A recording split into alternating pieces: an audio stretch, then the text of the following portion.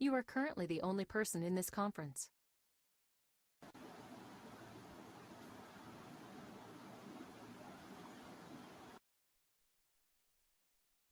जब भी किसी मोशन में यूनिफॉर्म एक्सेलरेटेड मोशन की बात आ जाएगी तो कैलकुलस से हमारा पीछा छूट जाएगा। अब हम सिर्फ 3 और 4 जो इक्वेशंस हमने डिराइव किए हैं उसी से हमारा काम हो जाएगा। और वो जो फॉर्मूले हैं वो मैं एक बार लिख देता हूं। v बराबर u plus A T, s is equal to U T plus half A T square and v square is equal to u square plus 2as। और s nth displacement in nth second u plus a by 2n minus 1। और एक ratio of odd number वाला जो concept है वो भी। खैर उसके लिए हमको बहुत बड़ा स्टेटमेंट लिखना पड़ेगा, मैं उसको लिखना नहीं चाहता, पिछले दिन हमने आपको दे दिया है। अब इन सब टर्म्स के हमको वैल्यूज मतलब समझ में आने चाहिए। u हमेशा से इनिशियल वेलोसिटी है और वो हमेशा कांस्टेंट होता है, ये याद रखिएगा। भी किसी भी इंस्टेंट ऑफ टाइम की वेलोसिटी है, इसको हम फाइनल वेलोसिटी नहीं बोलते। किसी भी इंस्टेंट ऑफ टाइम पर आफ्टर टाइम t, और ये जहां t यूज हुआ है इसका मतलब स्टॉप वॉच हमने यूज किया है, 0 से t बढ़ना शुरू हुआ। इसी को यूज करके हम लोग सारा क्वेश्चन करने वाले हैं नाउ। इसके अलावा एक जो चीज की हमको जरूरत पड़ेगी वो है साइन कन्वेंशन।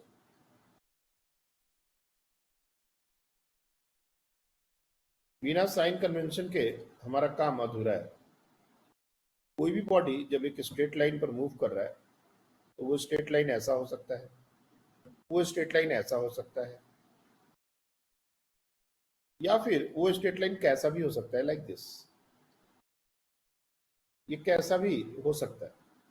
हम कोई भी केस हो, एक फिक्स पॉइंट को अपना रेफरेंस ओरिजिन लेते हैं और किसी एक डायरेक्शन को पॉजिटिव और एक को निगेटिव असाइन करते हैं। कहीं पर भी बॉडी का मूवमेंट हो रहा हो तो एक डायरेक्शन को पॉजिटिव और दूसरे को निगेटिव असाइन करते हैं। ये टोटली हमारा चॉइस है। अगर हम चाहें तो अपना जो भी कन्वेंशन है उसको चेंज भी कर सकते हैं, बट ये जो हमने लिखा है ये नॉर्मल कन्वेंशन है, जिसमें हर बुक, हर मॉड्यूल, हर जगह जो कन्वेंशन यूज होता है वो यही यूज होता है। अगर हम अपना कन्वेंशन चेंज करेंगे तो हमको हर समय अपना कन्वेंशन बता के आंसर करना पड़ेगा। तो रादर दैन कि हम अपना कन्वेंशन चेंज करें, हम इसी कन्वेंशन से ही क्वेश्चन को सॉल्व कर लें। अब एक तो सबसे ज्यादा जो कंफ्यूजन है वो होता है एक्सेलरेशन और रिटार्डेशन में, एक्सेलरेशन एंड रिटार्डेशन। ध्यान से इस बात को समझना है। एक्सेलरेशन का मतलब होता है वेलोसिटी बॉडी की इंक्रीज होनी है, स्पीड बॉडी का इंक्रीज होना है। रिटार्डेशन स्पीड डिक्रीज होना। ये तभी पॉसिबल होता है कि जब हमारी वेलोसिटी और एक्सेलरेशन सेम डायरेक्शन में हो। फॉर एग्जांपल, अगर मान लेते हैं बॉडी की वेलोसिटी फॉरवर्ड डायरेक्शन में है और एक्सेलरेशन भी फॉरवर्ड डायरेक्शन में है, तो वेलोसिटी टाइम के साथ बढ़ेगी, कोई दिक्कत नहीं। लेकिन अगर वेलोसिटी बैकवर्ड डायरेक्शन में है और एक्सेलरेशन भी बैकवर्ड डायरेक्शन में है तो ये velocity according to sign convention negative है, एक्सेलरेशन भी according to sign convention negative है। लेकिन इस एक्सेलरेशन को हम रिटार्डेशन नहीं बोलेंगे। तो रिटार्डेशन का जो बहुत ज्यादा हमारा जो क्लैरिटी है वो तब मिलता है जब हम वेलोसिटी से इसको कंपेयर करके देखें, रादर देन कि सिर्फ माइनस है तो रिटार्डेशन और प्लस है तो एक्सेलरेशन, ये बोलना बचपना होगा। अगर बॉडी की वेलोसिटी फॉरवर्ड है और एक्सेलरेशन बैकवर्ड है, डेफिनेटली एक्सेलरेशन निगेटिव भी है और वेलोसिटी का अपोजिट है तो रिटार्डेशन इसको बोलेंगे। लेकिन अगर वेलोसिटी इस डायरेक्शन में है और एक्सेलरेशन हमारा पॉजिटिव है तब भी ये रिटार्डेशन ही है। This is also retardation, this is not acceleration. Velocity का अपोजिट डायरेक्शन में। और जब हमने रिटार्डेशन बोल दिया है, इसका मतलब वो निगेटिव एक्सेलरेशन है। मतलब वेलोसिटी के सेंस में अगर देखा जाए तो वो निगेटिव है। बहुत बार अगर हमसे सिंपली पूछ दिया जाए रिटार्डेशन और आंसर में माइनस आ भी रहा हो तो माइनस को हटा देते हैं, क्योंकि कोई बॉडी में retardation 2 metre per second square अगर ऐसा बोला गया, इसका मतलब ही है कि actually -2 metre per second square ये उसका एक्सेलरेशन होगा। रिटार्डेशन प्लस देने का मतलब ही है कि वो माइनस है। रिटार्डेशन भी बोल रहे हैं और माइनस भी लगा रहे हैं, ये डबल काम हो गया। 2 बार निगेशन यूज हो रहा है, ये गलत है। जब retardation 2 metre per second square है, मतलब हमको समझना है कि -2 मीटर पर सेकेंड स्क्वायर का एक्सेलरेशन,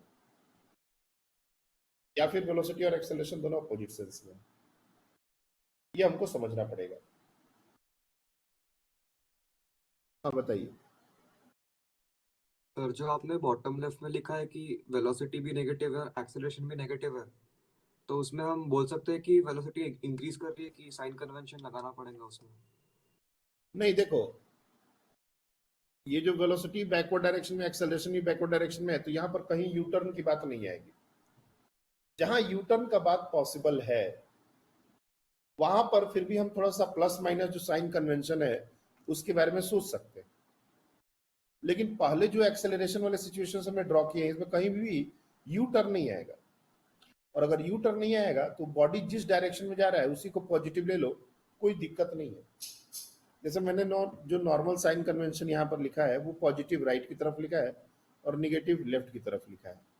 और मान लो सिचुएशन कुछ ऐसा है तुम्हारे सामने कि बॉडी का वेलोसिटी और एक्सेलरेशन दोनों बैकवर्ड डायरेक्शन में आ गए, तो हम जानबूझ के जबरदस्ती हर चीज को निगेटिव क्यों करें?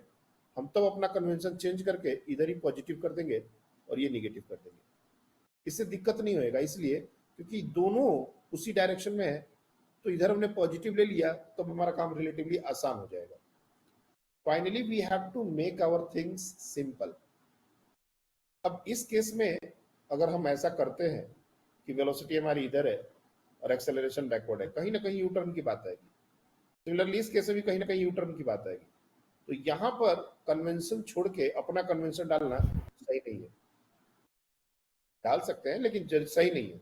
लेकिन यहाँ पर कोई एक डायरेक्शन जिधर बॉडी जा रहा है और यू टर्न का बात ही नहीं है, उसी डायरेक्शन को पॉजिटिव क्या दिक्कत है? सारा काम वही हो रहा है। और हम लोग करेंगे ऐसा जब हम श्योर हो जाएंगे कि उसी डायरेक्शन में सारा मूवमेंट हो रहा है, यू टर्न का बात है ही नहीं, तो उसी डायरेक्शन को पॉजिटिव लेके काम कर लो। प्लस माइनस तो एक कन्वेंशन है।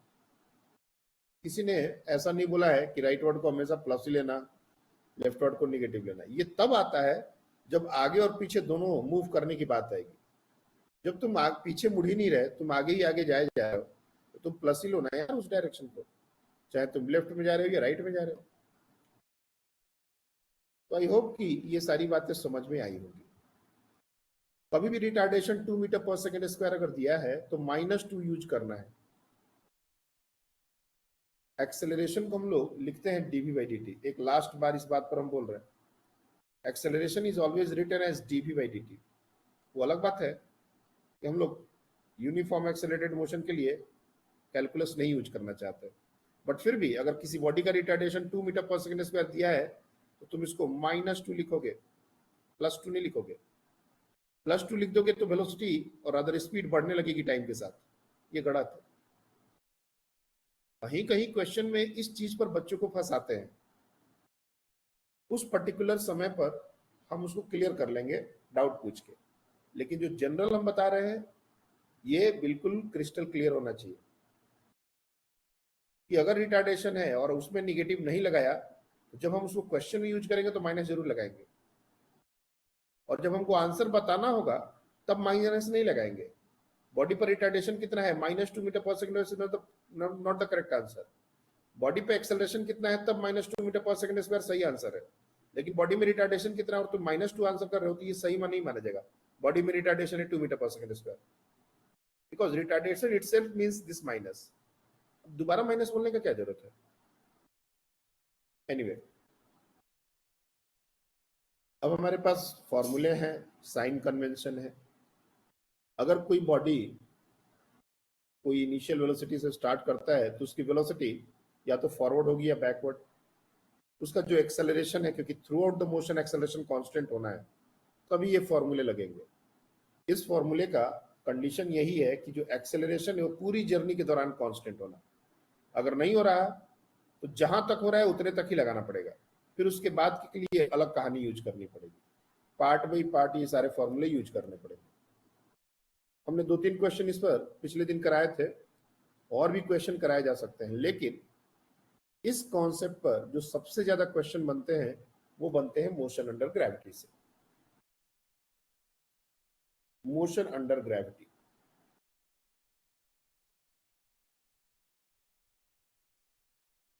और किसी को कभी कभी हम लोग फ्री फॉल बोलते हैं, फ्री फॉल।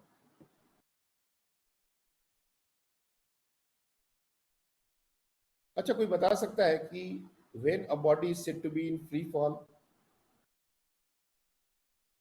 बॉडी को फ्री फॉल में है, कब बोल सकते हैं सर? ओके, मैं कुछ नए बच्चों को भी मौका देना चाहता हूँ। चलिए, श्रवणी आप बताएं।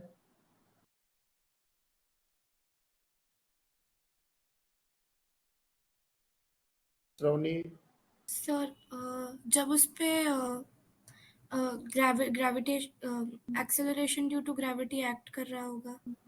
बराबर, वेरी गुड, ये परफेक्ट आंसर है। एक बॉडी को हम फ्री फॉल में तभी कहते हैं जब उस बॉडी का एक्सेलरेशन जी के बराबर हो, बस, और कोई कंडीशन नहीं है। If the body has acceleration equal to g. बहुत बार बच्चों को लगता है कि उसकी वेलोसिटी 0 होगी, उसको ऊपर से नीचे गिराएंगे तभी उसको फ्री फॉल बोलेंगे, नीचे से उसको ऊपर फेंक रहे तो उसको फ्री फॉल नहीं बोलेंगे। फ्री फॉल के लिए वेलोसिटी का कहीं कोई रोल नहीं है, इसमें किसका रोल है? एक्सेलरेशन का। अगर उस बॉडी पर एक्सेलरेशन जी लग रहा है मतलब वो फ्री फॉल है, बस।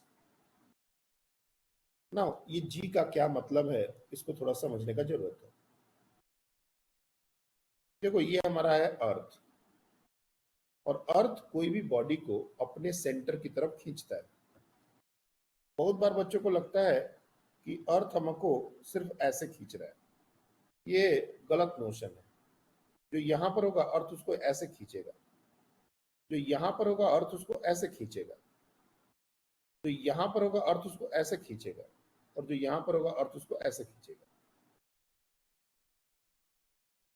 इसलिए वर्टिकली डाउनवर्ड, ये जो वर्ड है वर्टिकली डाउनवर्ड,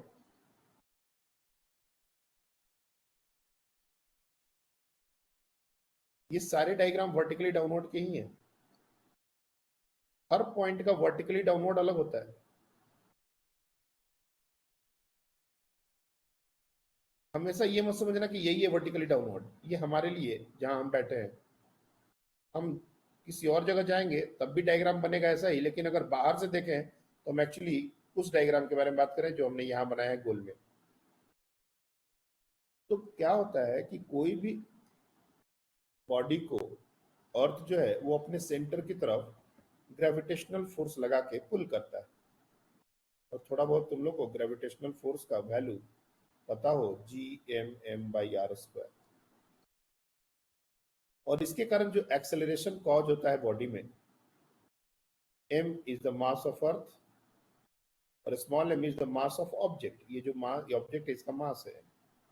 एक्सेलरेशन अगर काउंट कर रहे हैं तो m से डिवाइड कर देंगे तो ये हो जाएगा G m/r²। और इसी को हम लोग बोलते हैं स्मॉल g। और इसका वैल्यू अगर तुम निकालोगे वैल्यू पुट करके तो ये आता है 9.8 मीटर पर सेकेंड स्क्वायर, जिसको कभी कभी हम लोग 10 भी ले लेते हैं, 10। अब ये g is not a constant quantity. हमने ये जो r लिखा है ये रेडियस ऑफ अर्थ है। अगर बॉडी अर्थ के सरफेस के थोड़ा ऊपर चला जाए तो डिस्टेंस r की जगह हमको ये डिस्टेंस लेना पड़ जाएगा, और वहां पर एक्सेलरेशन कुछ और कम हो जाएगा। तो g इन जनरल कांस्टेंट नहीं होता, लेकिन इस चैप्टर के लिए g जो है वो कांस्टेंट रहेगा। यहां पर मैं क्लियरली एक बात लिख देना चाहता हूं in general, G is variable if we go above the earth surface.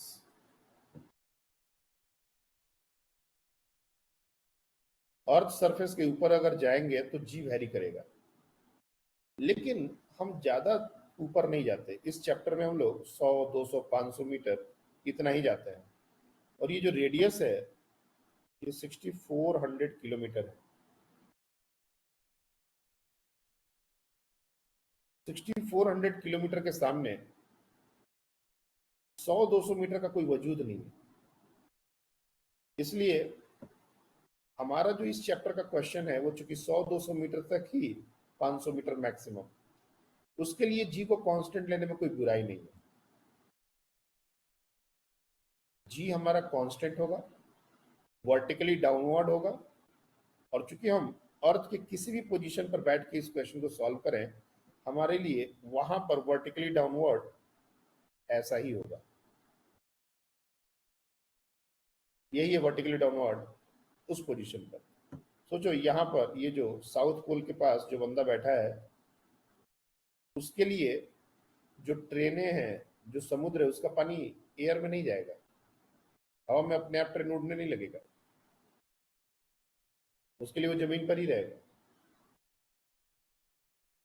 तो ये सब नोशन कि सिर्फ हम लोग ऊपर ही रहते हैं और यहाँ कोई नहीं रहता, यहाँ नीचे रहेगा तो ऐसे नीचे गिर जाएगा, ये सब बहुत सारे बच्चों को गलती जूनियर क्लासेस में हो जाती है।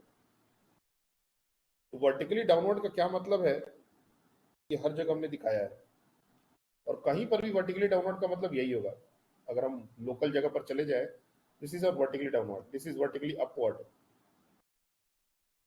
और जी हमेशा वर्टिकली डाउनवर्ड डायरेक्शन में होगा।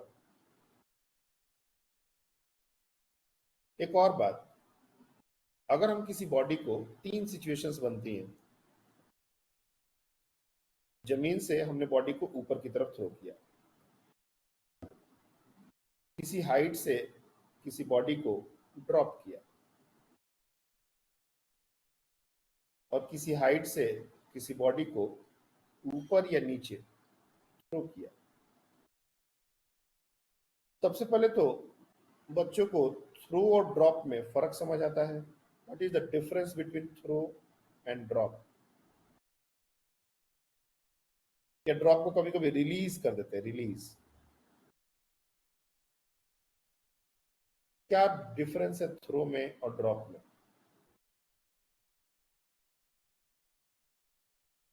ओके, बहुत सारे बच्चों ने हैंड रेज किया है। नुपुर, आप बताएं।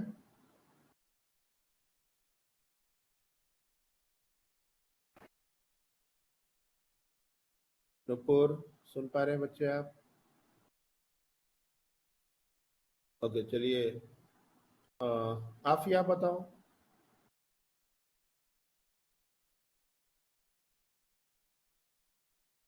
सर, थ्रो यानी ऑब्जेक्ट को कुछ इनिशियल वेलोसिटी के साथ थ्रो किया है, और रिलीज मतलब ऑब्जेक्ट रेस्ट से रिलीज हुआ है। Okay, good.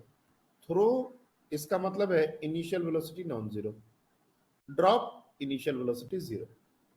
ये चीज अपने को समझ में नहीं थी, बहुत बेसिक बेसिक बातें हैं जो बच्चे माइंड नहीं करते और बाद में उनको तकलीफ होती है। यहाँ पर यू जीरो होगा, ड्रॉप मतलब जीरो। जैसे अगर तुम लोग देख पा रहे हो, ये मान लो हमारा मार्कर है, हमने छोड़ दिया, ये हो गया drop, this is drop. Release, और इसको ऊपर ऐसे ऐसे ये अगर करते तो ये होता थ्रो। तो थ्रो और ड्रॉप में फर्क है। हम लोग को जब थ्रो करना होगा तो उसमें वेलोसिटी की बात आएगी, कितने से थ्रो किया, और जब ड्रॉप करना होगा तो उसमें इनिशियल वेलोसिटी जीरो रहेगा। दूसरी बात, एक बार जब हमने बॉडी को थ्रो या ड्रॉप कर दिया, उसके बाद इस पर सिर्फ और सिर्फ ग्रेविटी लगेगी। हम हवा में किसी बॉडी पर फोर्स नहीं लगा सकते।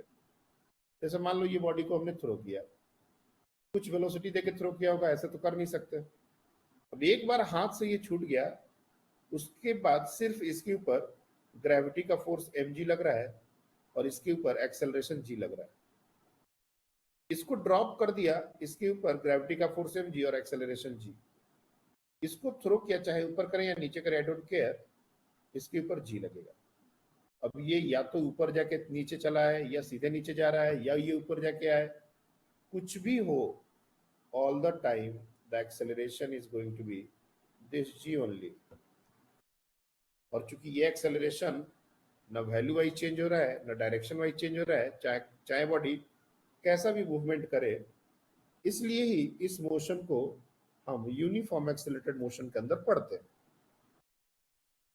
तो जब भी कोई यूनिफॉर्म एक्सेलरेटेड मोशन का बात हो तो हमको कैलकुलस यूज करने की जरूरत नहीं है और फॉर्मूला यूज करने का बात है, तो इन सारे तीनों केसेस में हम फॉर्मूला ही यूज करेंगे। We are not going to use calculus. Recognise हो चुका है कि ये सारा मोशन जो है यूनिफॉर्म एक्सेलरेटेड मोशन के अंदर आएगा।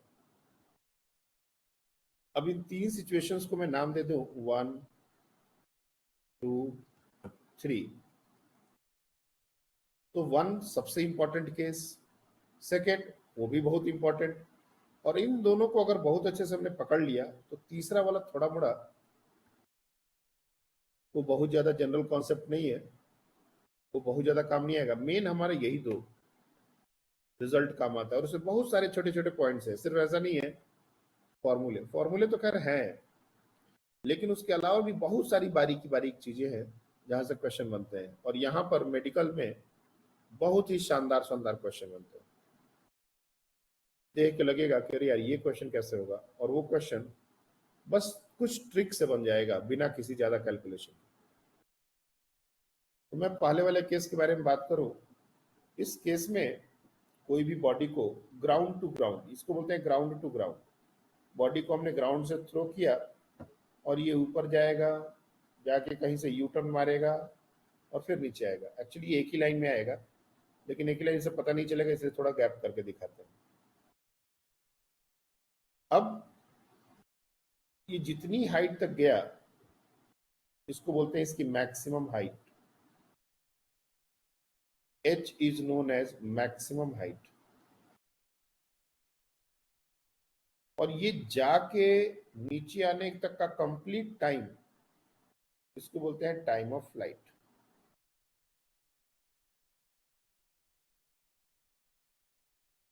इसमें एक टाइम हम बोल सकते हैं time for going up,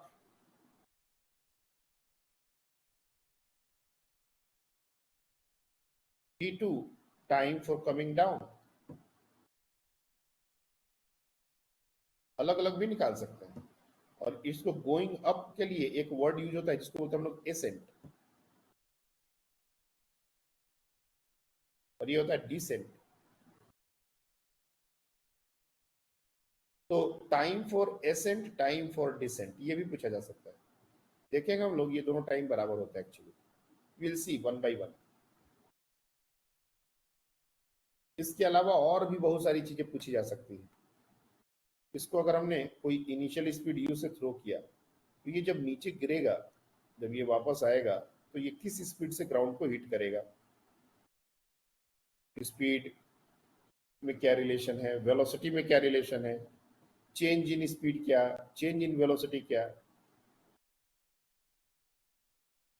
change in speed और change in velocity,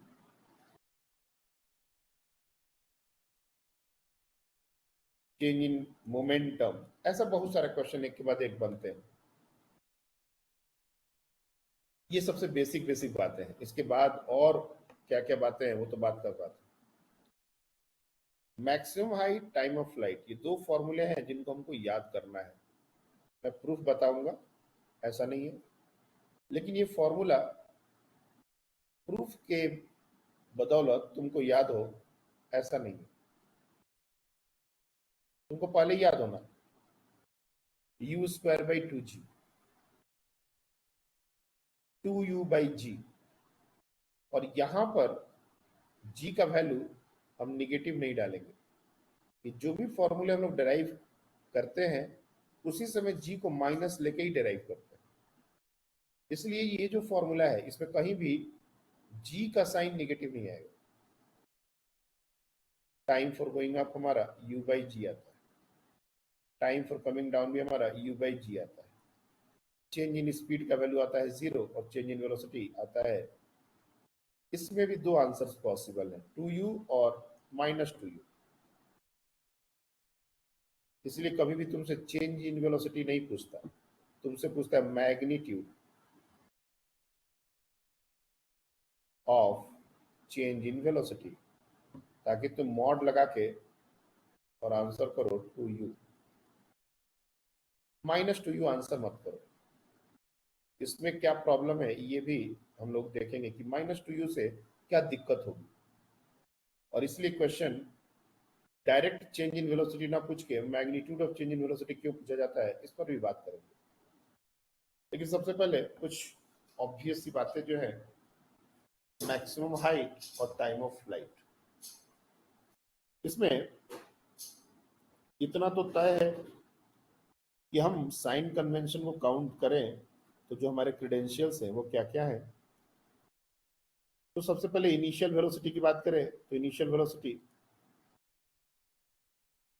plus you, plus लिखने की जरूरत नहीं है लेकिन फिर भी हमने लिख दिया। एक्सेलरेशन माइनस जी, डाउनवर्ड है इसलिए एक्सेलरेशन को निगेटिव ही लेना पड़ेगा। अगर बॉडी का डिस्प्लेसमेंट की बात पूछी जाए तो डिस्प्लेसमेंट इंटायर जर्नी के लिए, if you see the entire journey, displacement हो जाएगा 0। सिर्फ ऊपर जाने की बात हो तो डिस्प्लेसमेंट हो जाएगा प्लस h। लेकिन अगर इंटायर जर्नी की बात हो तो हम लोग को डिस्प्लेसमेंट 0 लेना पड़ेगा। तो मान लो मैक्सिमम हाइट की बात है तो सिर्फ अपवर्ड जर्नी के लिए हम लोग बात करेंगे, और upward journey part by part हम लगाना चाहते हैं। वैसे एक्सेलरेशन पूरी जर्नी के लिए कांस्टेंट है, लेकिन हमको सिर्फ अपवर्ड जर्नी के लिए हमारा पहला रिजल्ट निकल जाएगा। और अपवर्ड जर्नी जो डिस्प्लेसमेंट है उसको मैं एस डैश लिखता हूं, ये हो जाएगा प्लस एच, ऊपर गया इसलिए प्लस। अब तुम्हारे पास बहुत सारे फॉर्मूले हैं 3-4, उसमें से कोई एक फॉर्मूला हम यहाँ पर v square is equal to U square plus 2as, ये फॉर्मूला यूज करना चाहता हूँ। हमको एक बात समझ में आनी चाहिए कि टॉप मोस्ट पॉइंट पर वेलोसिटी तो 0 होना ही है, क्योंकि अगर नहीं होता तो और ऊपर जाता।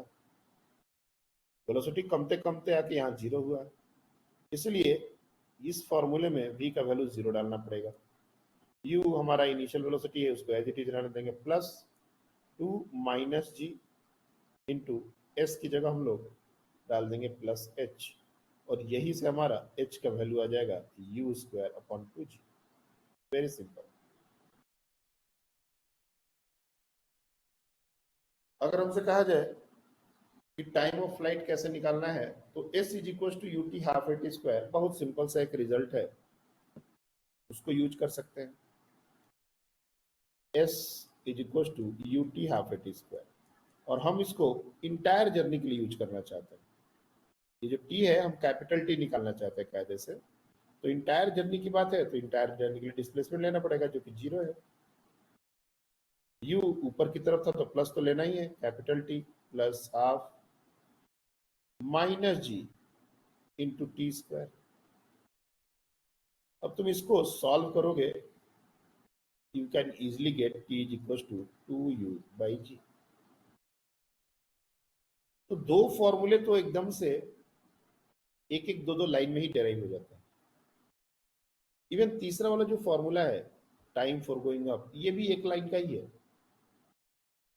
उसके लिए हम कौन सा फॉर्मूला यूज करेंगे, पहला वाला, v बराबर u प्लस ए टी। सिर्फ अपवर्ड जर्नी की अगर बात हो तो टॉप मोस्ट पॉइंट पर वेलोसिटी 0 होता है, ये तो बात हो ही चुकी है। अपवर्ड जर्नी का टाइम अगर मैंने t1 लिया था तो t1 लिख दो, और यहीं से तुम t1 को u बाई जी निकाल सकते हो। अब टाइम फॉर कमिंग डाउन क्या होगा, तो टोटल टाइम हमने ऑलरेडी निकाला हुआ है, ये टोटल टाइम ऑफ फ्लाइट है। उसमें टाइम फॉर गोइंग अप पता चल गया तो टाइम फॉर कमिंग डाउन भी पता चल जाएगा, और ये भी आ जाएगा। ये यानी कि जितना जाने का समय उतना आने का समय। बहुत ही सिंपल सिंपल तरीके से ये रिजल्ट डेराइव होते हैं। इसलिए हमको डेरिवेशन के बारे में तो सोचना ही नहीं है कि कैसे होता है। बावजूद देखो इतना सारा डेरिवेशन सामने हो चुका है, लेकिन अगर किसी को डेरिवेशन नहीं भी याद रहता है तो उसमें दिक्कत नहीं है। हमको ये सारे फॉर्मूले याद होने चाहिए और इसको इम्प्लीमेंट कैसे करना है क्वेश्चन में, ये बहुत जरूरी है। कोई नहीं पूछने वाला कि यू स्क्वायर बाई 2g तुमने लिखा कैसे। और इंजीनियरिंग का बच्चा होता है तो उसको एक एक डिटेल्स जो हम बता रहे हैं उसकी जरूरत पड़ती है। कहीं पर कुछ कुछ चेंजेस अगर कर दिए जाए तो हमको उसके बारे में सोचना पड़ेगा, लेकिन ज्यादातर क्वेश्चन तुमको स्ट्रेट फॉरवर्ड इसी सारे कन्वेंशन के साथ आएंगे। तो फॉर्मूले बहुत ही इंपॉर्टेंट होने वाले हैं। अब बात आती है चेंज इन स्पीड और चेंज इन वेलोसिटी की। अगर हम पूरी जर्नी के लिए वेलोसिटी निकालना चाहें फाइनल, तो ये जो v है इसमें टाइम को कैपिटल T लेना पड़ेगा, यानी कि v is equal to u plus minus ji into T, total time of flight, ये हो गया 2u बाई जी। और जब तुम इसको कैलकुलेट करोगे तो ये आ जाएगा हमारा v is equal to minus U. यानी कि जिस स्पीड से ये बॉडी जो है वो अर्थ को हिट कर रहा है, ये माइनस क्या सिग्निफाई कर रहा है? माइनस सिग्निफाई कर रहा है सिर्फ डायरेक्शन का चेंज। ये ऊपर की तरफ था इसलिए प्लस था, तो ये नीचे की तरफ इसलिए माइनस है। बाकी अगर ये 5 मीटर पर सेकंड से थ्रो किया गया था तो ये 5 मीटर पर सेकंड से हिट करेगा। स्पीड में फर्क नहीं है, एग्जैक्टली वही स्पीड है, बस डायरेक्शन उल्टा है। इसलिए इसको सेम वेलोसिटी तो नहीं बोल सकते, लेकिन सेम स्पीड बोल सकते हैं। और यहां पर जो चेंज इन स्पीड है इसलिए ये 0 हो चुका है, लेकिन चेंज इन वेलोसिटी इसको 0 नहीं करना है। दो वेलोसिटी का डायरेक्शन अगर अपोजिट है, भले ही मैग्नीट्यूड सेम हो, तो चेंज 0 नहीं होता। माइनस करेंगे तो आंसर निगेटिव नहीं आएगा। अब ये हो गया हमारा फाइनल वेलोसिटी और ये हो गया हमारा इनिशियल वेलोसिटी। तो जब भी हमसे पूछा जाता है चेंज वर्ड का मतलब होता है फाइनल माइनस इनिशियल। ये सब बहुत इंपॉर्टेंट वर्ड्स हैं जो कि हमेशा के लिए बताए जा रहे हैं। जब भी कभी चेंज निकालना हो तो यही करना होगा, चाहे आंसर पॉजिटिव है चाहे आंसर निगेटिव है, ये हमारा कंसर्न नहीं है। मैंने देखा है बच्चों को निगेटिव से बड़ा उनको तकलीफ रहता है। उनको चाहते हैं कि उनका कभी निगेटिव नहीं आता आंसर, वो हमेशा पॉजिटिव आंसर देखते हैं। निगेटिव से ये मैथ वाला निगेटिव नहीं है, ये फिजिक्स का निगेटिव है। और फिजिक्स में निगेटिव बहुत कुछ बयां करता है। अगर मान लो तुमने सब कुछ सही किया और निगेटिव आ रहा है, तुमको सोचना चाहिए कि ये निगेटिव आया क्यों, इसका क्या लॉजिकल एक्सप्लेनेशन हो सकता है, रादर देन कि हम समहाउ उस निगेटिव को हटाने के चक्कर में पड़ जाए। जब भी फिजिक्स में माइनस आता है तो उसका एक बहुत अच्छा लॉजिक होता है। अगर तुम उस लॉजिक को फिगर आउट करने की कोशिश करोगे, आज नहीं तो कल फिगर आउट हो जाएगा। लेकिन अगर तुम्हारा माइनस आया और तुम ये सोच के परेशान हो गए कि तुमने गलती की है, तुमने कुछ नाटक किया है, कुछ गलत हुआ है, तब तो फिर बेकार बात है। जो करना है यही करना है। अब देखो ध्यान से, फाइनल अगर ये चेंज इन वेलोसिटी निकालने है तो final velocity minus initial velocity. अब फाइनल वेलोसिटी हमने निकाला है माइनस यू, तो लिख देंगे minus you, minus initial velocity हमारा है प्लस यू, तो लिख देंगे प्लस यू। अब ये माइनस और ये माइनस, ये हो जाएगा -2u। तो चेंज इन वेलोसिटी अगर हमसे पूछा जाए तो ये हो गया -2u। बट जैसा मैंने कहा कि कभी भी क्वेश्चन में चेंज इन वेलोसिटी आपसे नहीं पूछेंगे। कोई बता सकता है कि इसको पूछने में दिक्कत क्या है? Why in exams this question will never be asked find change in velocity? Why the question will be magnitude of change in velocity? कौन बताएगा? ओके चलो मल्हार आप ही बताओ, एक ही बच्चे ने हैंड रेज किया है तो मैं उसी को मौका देता हूँ। सर हम कन्वेंशन को चेंज कर सकते हैं, तो वो डिपेंड करेगा हमने कौन सा कन्वेंशन चूज किया है। एग्जैक्टली, वेरी वेरी गुड, बहुत ही शानदार आंसर है। हमारा जो कन्वेंशन है कि हम ऊपर की तरफ प्लस और नीचे की तरफ माइनस ले रहे हैं, ये तो हमारा कन्वेंशन है। और हमने अभी कुछ देर पहले बताया था कि कोई भी बच्चा अपना कन्वेंशन चेंज कर सकता है। अगर किसी बच्चे ने ये अपना कन्वेंशन ले लिया सपोज, तो स्टार्टिंग वेलोसिटी उसकी माइनस यू हो जाएगी और फाइनली उसकी वेलोसिटी प्लस यू हो जाएगी। और जब वो चेंज निकालेगा वो 2u निकालेगा और वो ये क्लेम कर सकता है कि मेरा भी आंसर सही है। क्यों नहीं, क्या गलत है इसमें? ऊपर की तरफ नेगेटिव ले ली, नीचे की तरफ पॉजिटिव ले ली, तो गलत क्या किया? कोई गलत नहीं है। तो मेरा तो आंसर 2u आया और आपने तो आंसर -2u दिया है। ये कॉन्फ्लिक्ट हम नहीं चाहते, इसीलिए मैग्नीट्यूड। अब मैग्नीट्यूड वर्ड यूज करने से कॉन्फ्लिक्ट खत्म। माइनस आया तब भी और प्लस आया तब भी आंसर हर केस में 2u ही होगा। बस अगला ये चेक करना चाहता है कि किसी ने इसको माइनस करके 0 तो नहीं कर दिया, क्योंकि बहुत सारे बच्चों को लगता है कि 5 ऊपर 5 नीचे माइनस होगा तो 0 होगा। उसको ऊपर और नीचे अलग अलग डायरेक्शन होता है, डायरेक्शन के कारण साइन लेना होता है, साइन लेने के कारण माइनस माइनस प्लस हो जाता है। इतना से उसको दिमाग खराब, उतना कौन दिमाग देगा उसको? तो वो क्या करता है, वो देखता है कि ऊपर की तरफ 5 है और नीचे की तरफ 5 है, तो सिर्फ उसको 5 दिखता है, ऊपर नीचे नहीं दिखता। 5 - 5 0।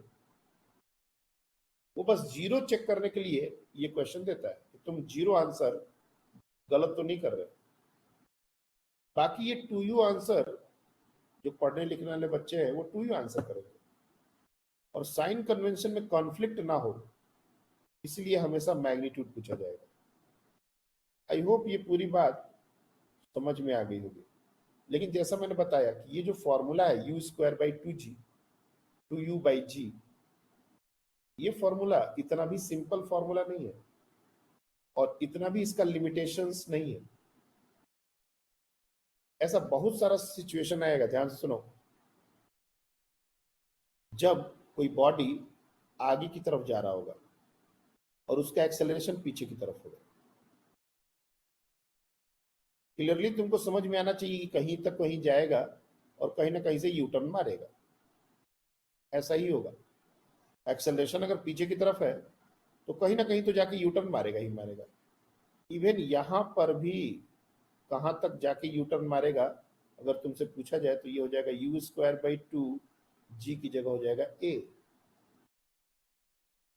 वापस से यहां पर कितनी देर में आएगा, तो यहां पर भी जो टाइम है, और अगर t कैपिटल लिख लो ताकि तुमको समझ में आए कि हम कंप्लीट टाइम के बारे में बात कर रहे हैं। 2u/a, ये फॉर्मूला यहां भी लगेगा, बस g की जगह a लगाना पड़ेगा। ये फॉर्मूला अगर ये लाइन रहा मूवमेंट का और बॉडी यहां से गया और एक्सेलरेशन अभी भी पीछे की तरफ है और ऐसे गया और फिर से यू टर्न मार के चला गया, यहां भी लग सकता है। तो अगर हम इस फॉर्मूले को रियलाइज करना चाहते हैं तो हम ये नहीं समझेंगे कि ये सिर्फ ग्रेविटी में लगेगा, ये तो लगेगा ही, लेकिन कहीं पर भी वेलोसिटी और एक्सेलरेशन अपोजिट डायरेक्शन में हो गए ये फॉर्मूला काम कर जाएगा। और ये सिर्फ 1D में नहीं, इसको मैं 2D में, प्रोजेक्टाइल में, हर जगह इसको यूज करूंगा। इस एक फॉर्मूले से 2u/g और u²/2g, ये दो फॉर्मूले से पूरा प्रोजेक्टाइल डिफाइन हो जाएगा। वहां पर अलग से फॉर्मूला याद करने की जरूरत नहीं पड़ेगी, लेकिन हमको ये समझ में आना चाहिए कि ये फॉर्मूला का कितना ज्यादा एप्लीकेशन है और कहाँ कहाँ इसको लगा सकते हैं। इसको लगाने का बस एक ही कंडीशन है, इनिशियल वेलोसिटी और एक्सेलरेशन अपोजिट डायरेक्शन में होने चाहिए बस। यू टर्न कहां से मारेगा, u²/2g, कितने देर में वापस अपने पोजीशन पर आ जाएगा, 2u/g। अब g की जगह जो एक्सेलरेशन है वही डाल दो और ये सारी बातें हर डायरेक्शन के लिए कैरी फॉरवर्ड हो जाएगी। अगर मान लो किसी बॉडी को थर्ड केस ऊपर की तरफ थ्रो किया गया, ध्यान से सुनना,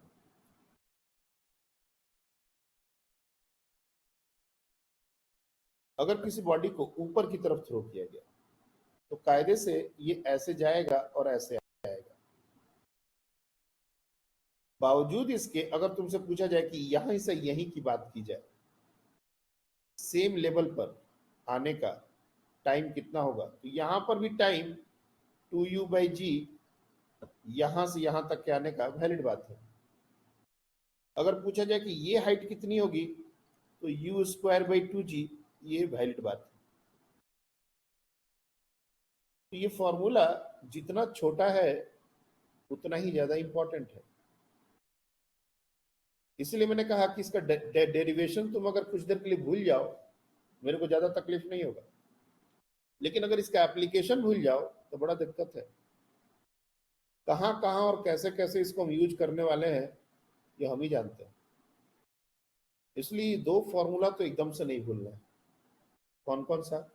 टाइम ऑफ फ्लाइट 2u/g और मैक्सिमम हाइट u²/2g। ये दो फॉर्मूले सबसे इंपॉर्टेंट फॉर्मूले हैं। Am I clear to everyone?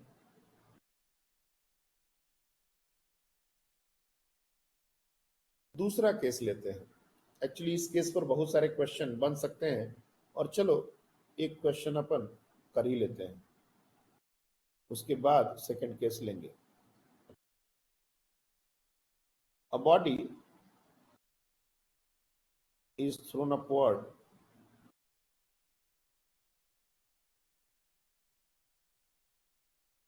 which crosses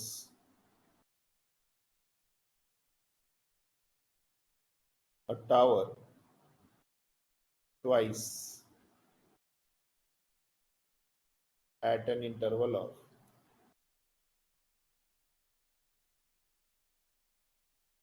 6 seconds.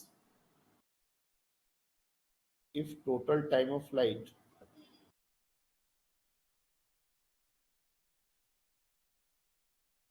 is 12 seconds, then find the height of the tower.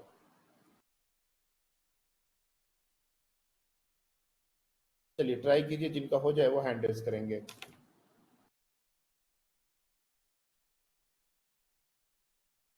Shravani है क्लास में? श्रवणी देशमुख? हाँ आ तो गए। क्या दिक्कत हो रही थी बच्चे?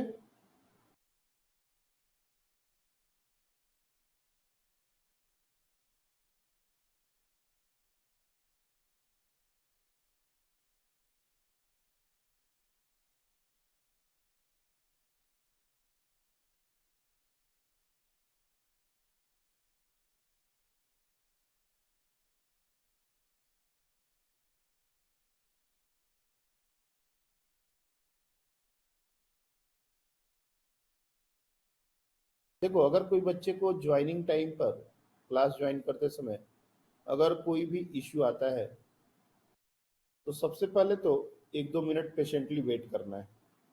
It takes time.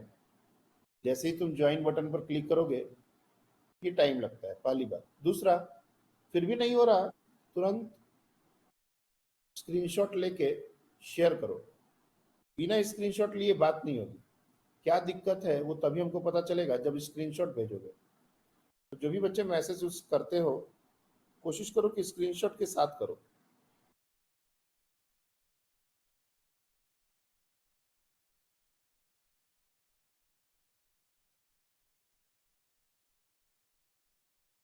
घर में जहां पर सबसे बढ़िया नेटवर्क आता हो मोबाइल का, क्लास वहीं पर बैठ के किया करो। नहीं तो हॉटस्पॉट ऑन कर दो किसी मोबाइल का और आके बैठा करो। ओके, एक बच्चे ने हैंड रेज किया है, मैं आंसर लेता हूँ। हाँ चलिए आद्या, आप बताओ क्या आंसर आया? Sir, 135 meter. ओके, मल्हार? हाँ सर सेम है। Anyone who is getting different answer? 135 के अलावा किसी का और कोई आंसर है? देखो, इस तरह के क्वेश्चन भरे पड़े हैं। ये जो क्वेश्चन है और ऐसे क्वेश्चन की भरमार है, आपके मॉड्यूल में तो भर वर्क है।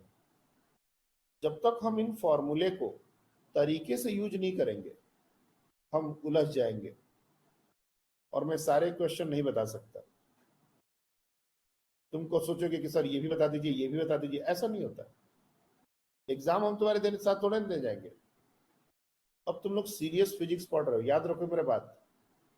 बहुत दिन हम लोग ने मैथ्स पढ़ा, बहुत दिन हमने यूनिट एंड मेजरमेंट पढ़ा, वो सब कहानी अलग है।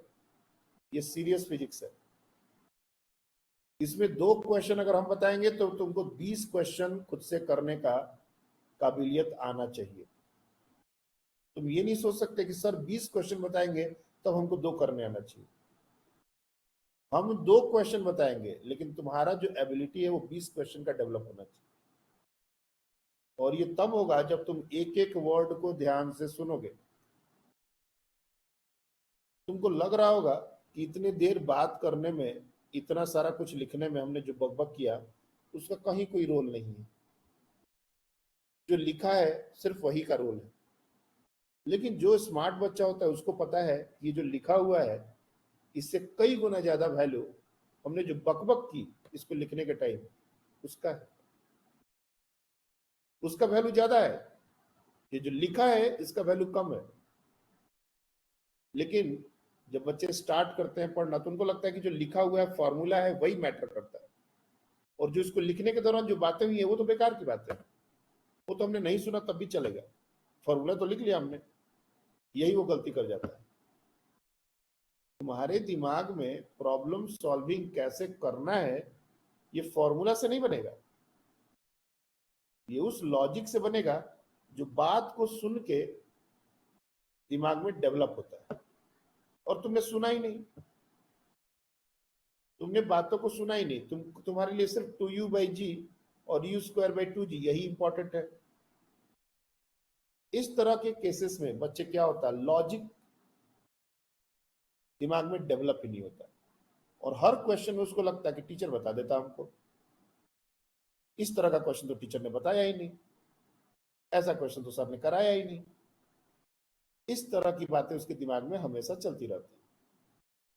और जो बच्चा पूरे इत्मीनान से सिर्फ लेक्चर को सुनता है, भले ही 2-4 वर्ड छूट जाए उसका, क्योंकि बाद में तो पीडीएफ शेयर होना ही है। मान लो अगर किसी का छूट गया, शेयर तो होगा ही, छूटेगा तो कुछ नहीं। लेकिन उसने उसको लिखने के चक्कर में इंपॉर्टेंट डिस्कशन मिस कर दिया। इसलिए डिस्कशन को बहुत केयरफुली सुनना है, और ये डिस्कशन बुक्स में नहीं मिलता और ना ही समझ में आता। अगर बुक्स से समझ आता होता तो बुक्स का कीमत है 2000-3000 और क्लासेस की कीमत है लाखों में। तो हम लोग इतने समझदार तो हैं ही कि 2000 के लिए लाखों क्यों कमाएं, बावजूद इसके क्लासेस ज्वाइन करते हैं बच्चे। क्यों? क्योंकि टीचर का बकबक सुनना है।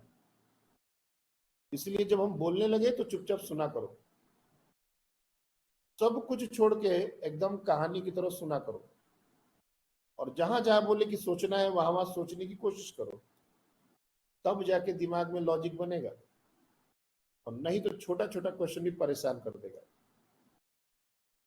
अब आते हैं क्वेश्चन पर। बॉडी को हमने अपवर्ड थ्रो किया।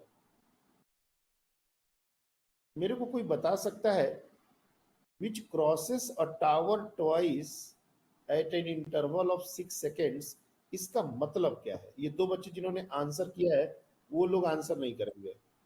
मैं चाहता हूं बाकी बच्चे जो इस क्वेश्चन को नहीं कर पाए वो लोग बताएं इस लाइन का क्या मतलब है। ओके कृष्णा आप बताओ। सर उसको टोटल टाइम 12 सेकेंड लगा। तो जब पहली बार उसने टॉवर का सबसे टॉप क्रॉस किया और जब वापस डिसेंड वाले इसमें उसने टॉवर का क्रॉस को बस टच किया, उसके बीच में का time interval 6 second. Wait, tower को ट्वाइस क्रॉस करना आई एम श्योर कि इस क्लास में बैठे हुए लगभग सारे बच्चे समझ पा रहे होंगे, क्योंकि तुम लोग ने एक बार इस चीज को आकाश में पढ़ा है। तो इतना तो समझ में आ रहा होगा कि अगर ये टावर है और बॉडी को हमने यहाँ थ्रो किया है तो बॉडी का जो जर्नी है वो कुछ ऐसा है। और 2 बार का क्रॉस करने का मतलब यही होता है कि एक बार जाते समय इस हाइट को क्रॉस करने के बाद और एक बार आते समय इस हाइट को क्रॉस करने के बाद 2 बार क्रॉस करना, इसी को कहते हैं।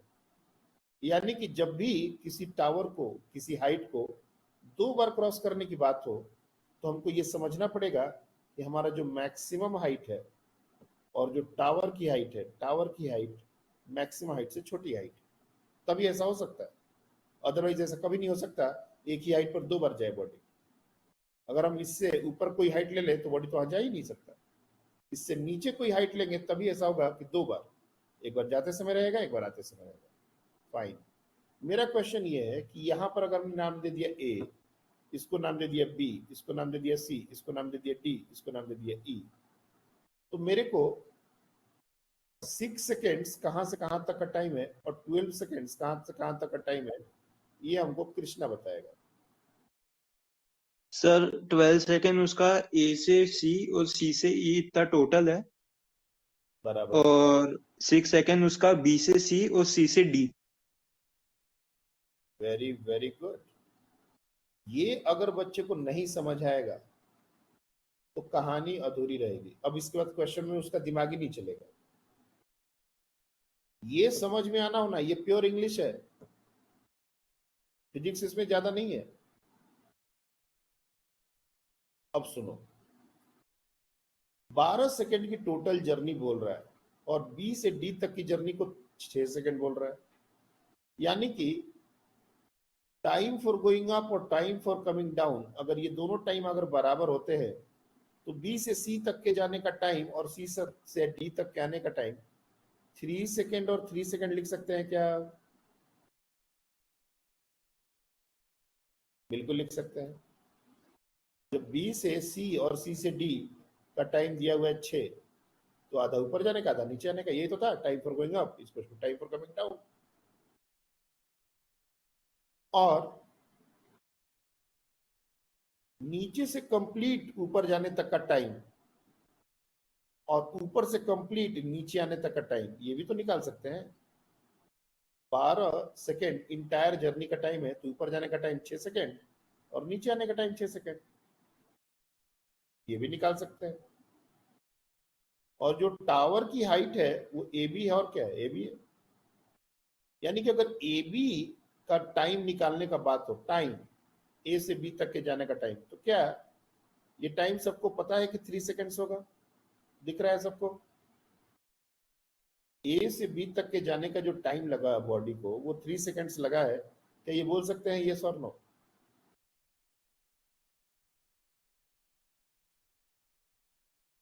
बोल सकते हैं, बहुत सिंपल है।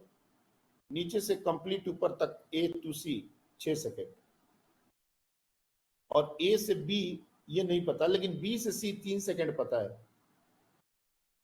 तो 6 माइनस 3 3। यानी कि हमारा जो पूरा कहानी है वो कहां पर आ गया है कि एक बॉडी को हमने थ्रो किया, स्पीड नहीं पता, और वो 3 सेकेंड में जिस हाइट पर रहेगा यही टावर की हाइट है, 3 सेकेंड्स। अब इसकी इनिशियल स्पीड कितनी है ये तो फॉर्मूले से ही निकल जाएगा, 2u/g, this is the total time of flight, और ये हमारा दिया हुआ है 12। तो यहां से अगर कैंसिल आउट करोगे तो u निकल जाएगा 60 मीटर पर सेकेंड। तो किस वेलोसिटी से उसको थ्रो किया गया, एक बार अगर ये वैल्यू आती है तो हमने इस क्वेश्चन का एक तरीके से पोस्टमार्टम कर दिया।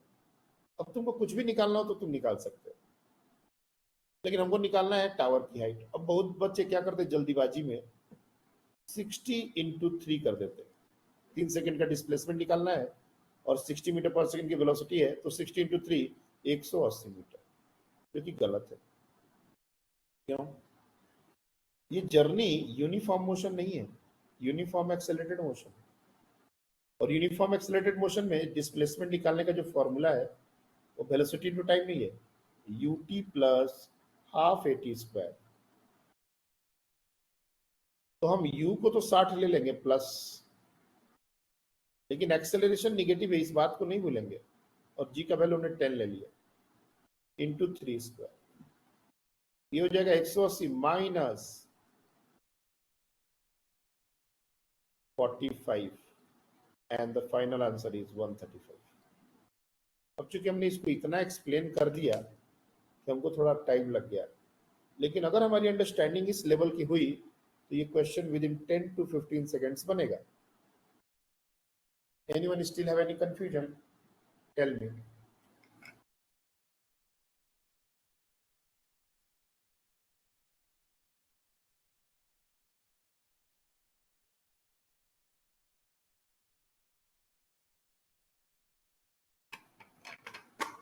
सेम क्वेश्चन को हम थोड़ा सा दूसरे तरीके से रिफ्रेम कर रहे हैं, ध्यान से सुनो.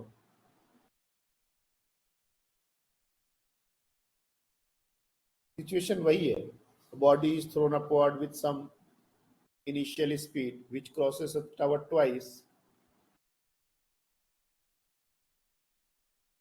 मैं फिर से स्टेटमेंट ही पूरा लिख देता हूं. A body is thrown upward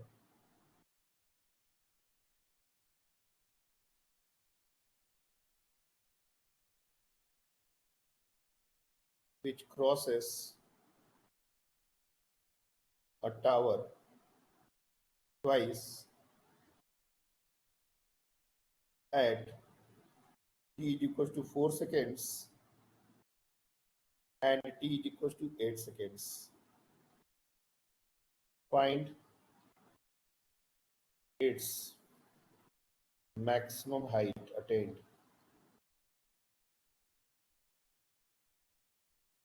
और याद रखो कि जब तक हम कुछ बोले ना, जी का वैल्यू हर बार 10 लेना है.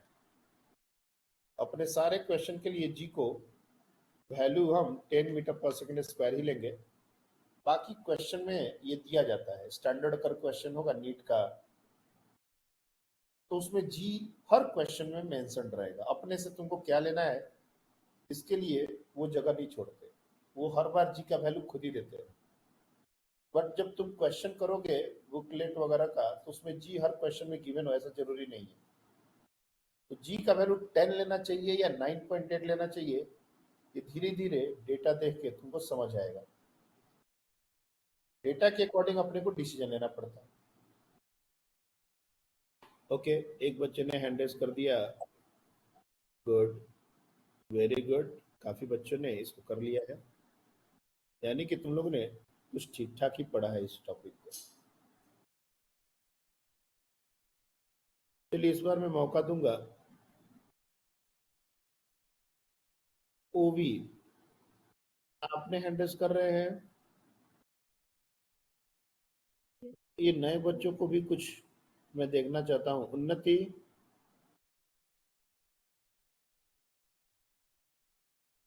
ये हो आप लोग.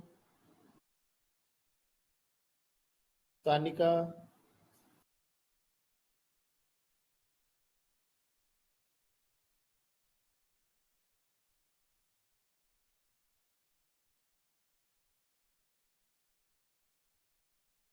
ओके. नुपुर आप बताइए क्या आया.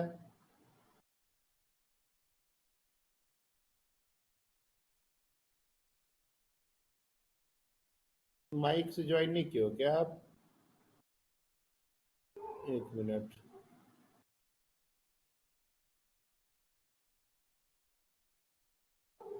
नहीं, आपने माइक वाला ऑप्शन लिया ही नहीं है, तो कैसे तुम बोल ही नहीं पाओगे कभी. ओके, 180 मीटर आंसर दे रही है बच्ची. ज्वाइन करते समय मैंने बार बार ये बात बोला है, आप लोग ध्यान नहीं दे रहे हो. जब भी क्लास ज्वाइन करना हो तो माइक के ऑप्शन को सिलेक्ट करना है. हेडफोन वाले ऑप्शन को सिलेक्ट करोगे तो तुम माइक यूज नहीं कर पाओगे. मान लो तुमको आंसर करने के लिए हमने बोला, तो तुम माइक ऑन ही नहीं कर पाओगे, तो बोलोगे कैसे. तो ये जो बच्चे बोल पा रहे हैं, इन्होंने सब हेडफोन सॉरी माइक वाला ऑप्शन सेलेक्ट किया है. नेक्स्ट टाइम से ये चीज को ध्यान रखना है. चलिए, ये 180 मीटर जिन्होंने हैंड रेस किया था, क्या सबके यही आंसर है या अलग आंसर है?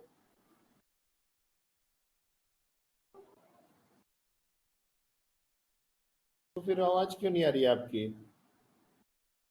आपका माइक का सिंबल भी नहीं दिख रहा आपके.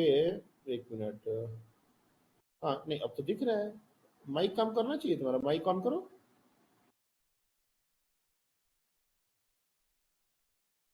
नहीं, कुछ तो दिक्कत है, डिवाइस का इश्यू है. ओके, जितने बच्चों ने हैंड रेस किया है क्या सबके 180 मीटर ही आ रहा है या कोई अलग आंसर है?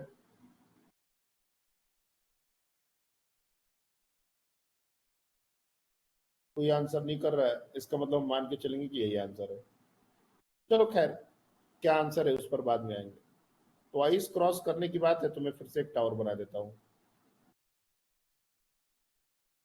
और जो जर्नी है वो कुछ इस तरह की हो रही है। मेरे को अभी भी इस क्वेश्चन का मतलब समझने का है। अगेन मैंने समझने के लिए वही सारे पॉइंट्स बना दिए हैं जो पिछली बार बनाए थे, ताकि मेरे को एग्जैक्टली समझ में आए कि ये जो टाइम दिए गए हैं ये किसका क्या मतलब है।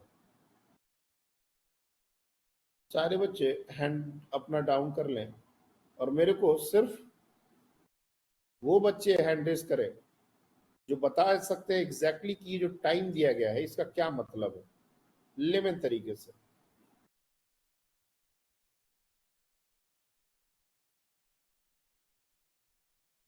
ओके,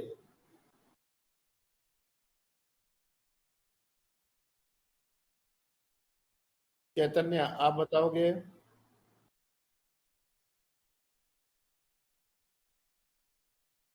यस बताइए। सर। वो बॉडी जब 4 सेकेंड पर है तब बी पर है। ओके, मतलब ये जो 4 सेकेंड से ये कहां से कहां तक का टाइम है मेरे को ऐसा बताओगे? A to B.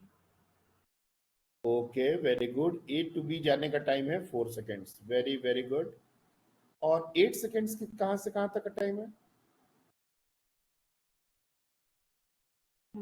A to D. A to B to C to D, ये 8 सेकेंड्स है। Yes sir. ये समझने का जरूरत है, वेरी वेरी गुड। जो बच्चे इस बात को पहले से समझ चुके हैं बहुत अच्छी बात है, लेकिन बहुत बार बच्चों को यही नहीं समझ आता, और खास करके ये दोनों क्वेश्चन का बीच का फर्क नहीं समझ में आता। अभी हमने जो क्वेश्चन दिया था इसके पहले और ये जो क्वेश्चन है लगभग सिमिलर है, लेकिन इसमें कहानी कुछ और दी गई है और इसमें कहानी कुछ और दी गई है, और दोनों को मिक्स कर देते हैं बच्चे। ये जो कहानी है, बॉडी को हमने थ्रो किया और स्टॉप वॉच ऑन कर दिया, ऐसा बात है। अब स्टॉप चलना शुरू हो गया है। अब जब ये 3 सेकेंड्स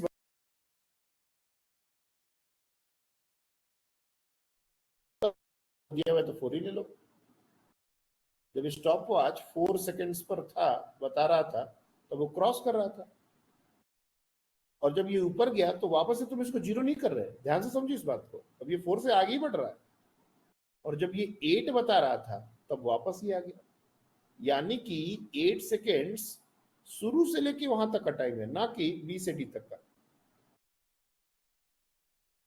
यानी मैं बोल सकता हूं कि यहां से लेके यहां तक का ये टाइम है 8 सेकेंड्स, और यहां से लेके यहां तक डायरेक्ट जो टाइम है वो है 4 सेकेंड्स। लेकिन अगर ए से बी तक का टाइम 4 सेकेंड्स है तो डी से ई तक का टाइम भी 4 सेकेंड्स होना चाहिए। सिमेट्री ये कहती है।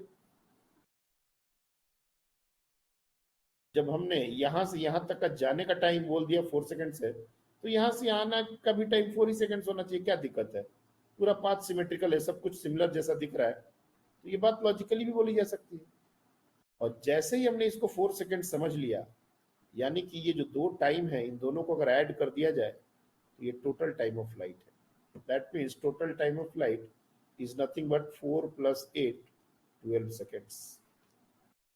और जैसे ही टाइम ऑफ फ्लाइट आया तो इसको 2u/g से इक्वेट करना, हमको नहीं भूलना है। तो u हो जाएगा 60, u इज इक्वल टू 60 मीटर/सेकेंड।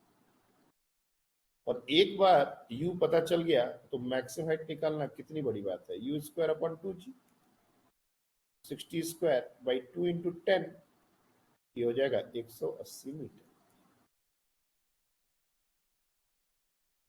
तो ये क्वेश्चन का हम चाहें तो एक थ्योरी स्टेटमेंट लिख सकते हैं कि अगर किसी दो टाइम इंस्टेंट पर बॉडी सेम हाइट पर होता है तो दोनों को जोड़ देंगे तो वो टोटल टाइम ऑफ फ्लाइट हो जाता है। मैं एक स्टेटमेंट में इसको लिख रहा हूं, ध्यान से समझो। If a body be at same height at two time instants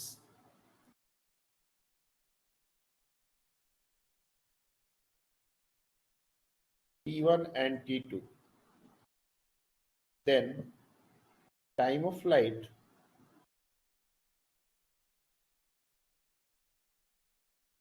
is equals to t1 plus t2।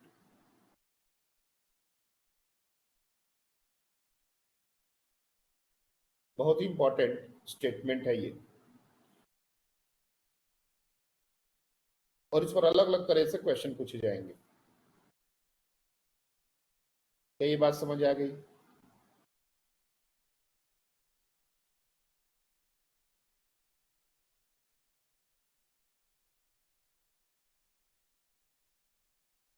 Clear है ये?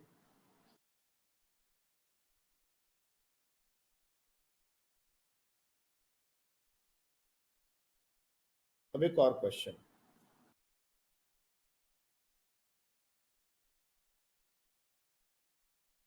body is thrown upward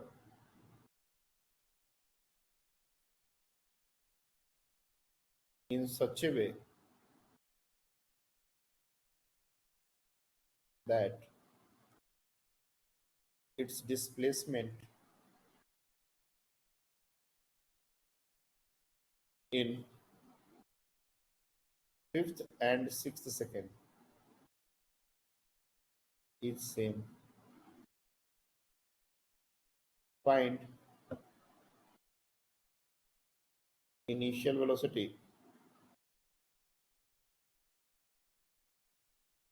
और दूसरा मैक्सिमम हाइट।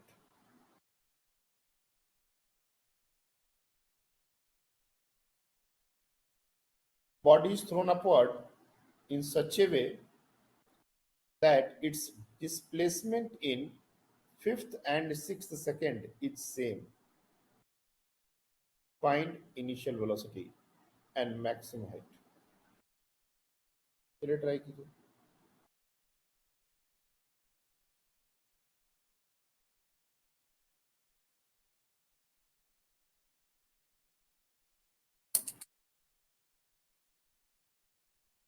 अरे वाह, बहुत सारे बच्चों ने कर डाला।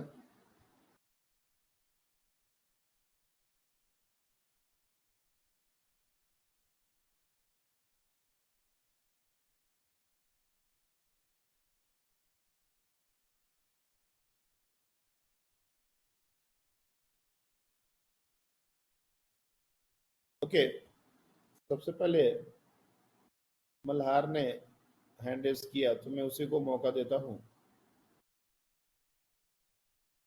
क्या होगी इनिशियल वेलोसिटी और क्या होगा maximum height? Sir initial velocity 50 metre per second और मैक्सिमम हाइट 125 मीटर। ओके, कैसे किया हमने इस क्वेश्चन को?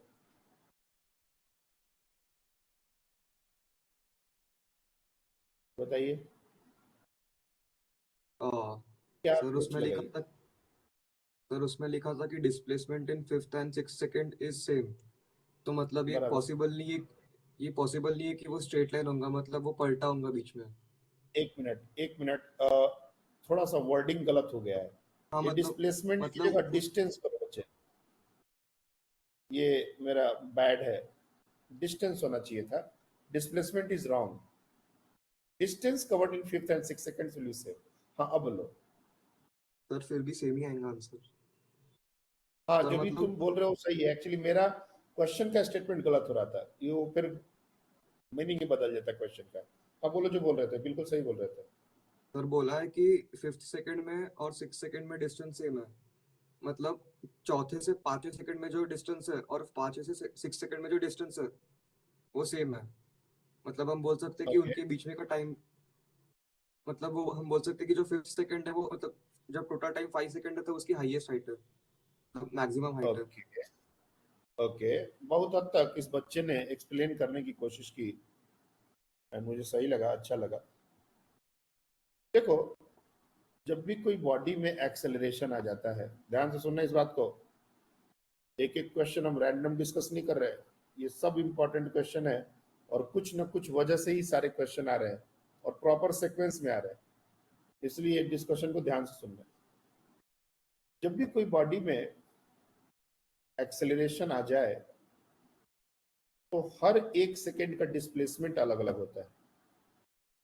जैसे मैं सिंपल से बात करूं, एक बॉडी का वेलोसिटी है 10 मीटर पर सेकेंड और वो 5 सेकेंड तक चलता है, कोई एक्सेलरेशन नहीं, तो ये बहुत आसानी से बोला जा सकता है कि पहले एक सेकेंड में भी 10 मीटर, अगले एक सेकेंड में भी 10 मीटर, उसके अगले एक सेकेंड में भी 10 मीटर, उसके अगले सेकेंड में भी 10 मीटर एंड सो ऑन।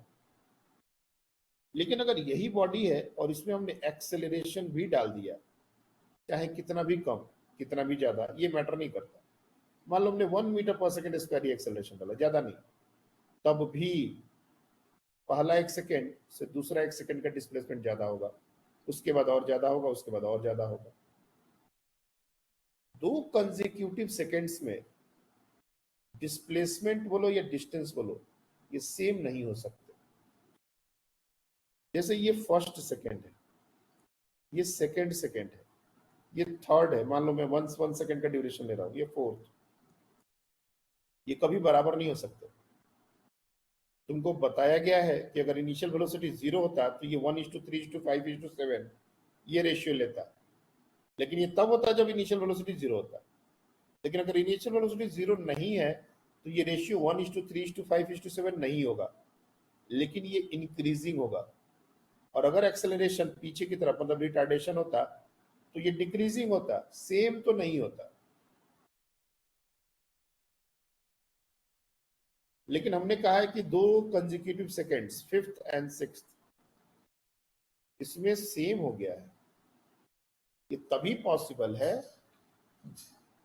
जब 5वां सेकेंड अपवर्ड जर्नी का आखिरी सेकेंड हो और 6ठा सेकेंड डाउनवर्ड जर्नी का फर्स्ट सेकेंड हो।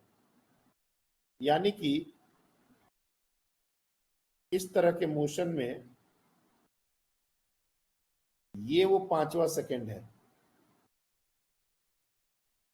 और ये वो 6ठा सेकेंड है, इसलिए मैंने इसको करेक्ट किया, देख रहे हो, डिस्टेंस किया, डिस्प्लेसमेंट नहीं।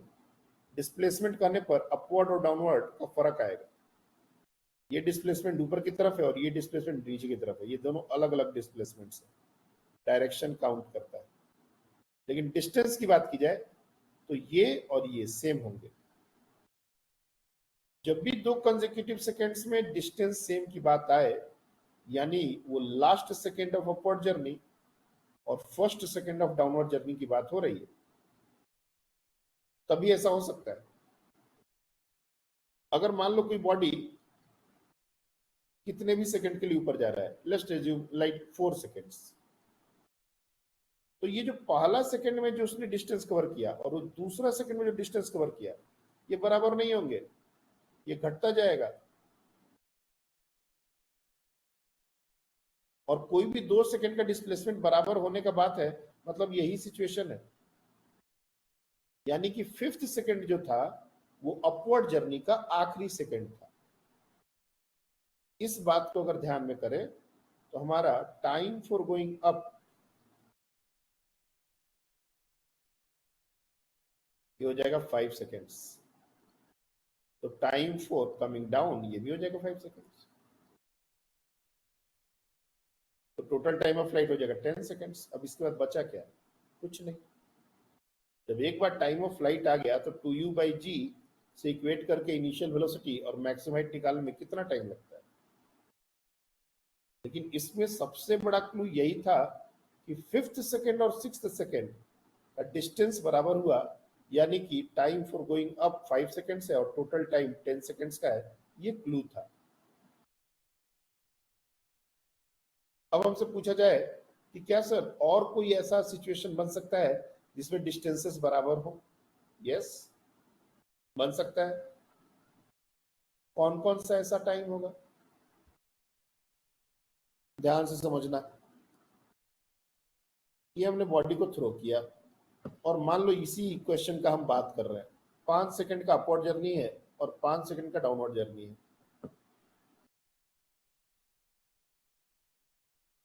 5वें सेकंड का और 6ठे सेकंड का डिस्टेंस बराबर हो रहा है। अगर हम 4th सेकंड का और 7th सेकंड का डिस्टेंस की बात करें, 7th, तो ये भी बराबर होगा। अगर हम 3rd सेकंड का और 8th सेकंड का डिस्टेंस देखें तो ये भी बराबर होगा। अगर हम 2nd सेकंड का और 9th सेकंड का डिस्टेंस देखेंगे तो बराबर होगा। और 1st सेकंड और 10th सेकंड, इन दोनों का डिस्टेंस बराबर होगा। ये सब बराबर बराबर है। मतलब अगर हमसे पूछा जाए कि 4th सेकंड का डिस्टेंस किस सेकंड के डिस्टेंस के बराबर है, तो ऐसा डायग्राम बनाने का जरूरत नहीं है। nth सेकंड का डिस्प्लेसमेंट और डिस्टेंस रादर और t minus n plus 1th second का डिस्प्लेसमेंट, ये हमेशा बराबर होंगे। डिस्टेंस इन nth सेकंड और distance in t minus n plus 1th second, ये हमेशा बराबर होते हैं। जैसे मैंने कहा था 5th और 6th सेकंड, तो n हमारा हो गया 5, तो t minus n plus 6, sorry t minus n 5 plus 1, ये हमारा हो जाएगा 6th। देख लो, अगर हम बोल रहे हैं कि 5th सेकंड का डिस्टेंस, यानी n का वैल्यू हमने 5 पुट कर दिया, तो ये कितना हो जाएगा? टोटल जर्नी का टाइम 10 है, तो 10 माइनस 5 प्लस 1, तो ये हो जाएगा 6। अगर तुमने n का वैल्यू 1 पुट कर दिया, पहले सेकंड का डिस्टेंस किसके बराबर होगा? तो 10 माइनस 1 प्लस 1, तो 10th सेकंड का डिस्टेंस, ये हमने डायग्राम में दिखाया। अगर तुमसे पूछा जाए सेकंड सेकंड का डिस्प्लेसमेंट और डिस्टेंस किसके बराबर है, n इक्वल्स टू 2, तो 10 माइनस 2 प्लस 1, 9th। तो ये चीज अपने को ध्यान में होना। हमसे पूछा जा सकता है कि 3rd सेकंड का डिस्टेंस कवर्ड और किस सेकंड के डिस्टेंस कवर के बराबर है, तो तुम directly total time minus 3rd in plus 1 use करके बता सकते हो डायरेक्टली, ये डायग्राम बनाने का जरूरत नहीं। और 2 कंसेक्यूटिव सेकंड्स का अगर डिस्टेंस कवर बराबर हो गया, यानी कि हमारा टाइम ऑफ फ्लाइट कैसे निकालना है ये हमने आपको बता दिया। क्या ये बात अच्छे से समझ आ चुकी है?